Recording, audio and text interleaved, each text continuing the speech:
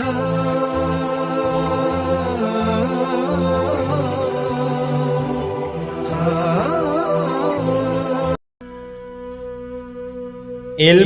دولت اور عزت تینوں دوست تھے۔ ایک مرتبہ ان کے بچھڑنے کا وقت آ گیا۔ علم نے کہا مجھے درسگاہوں میں تلاش کیا جا سکتا ہے۔ اس پر دولت نے جواب دیا مجھے امراء اور بادشاہوں کے محلات میں تلاش کیا جا سکتا ہے۔ عزت خاموش رہی۔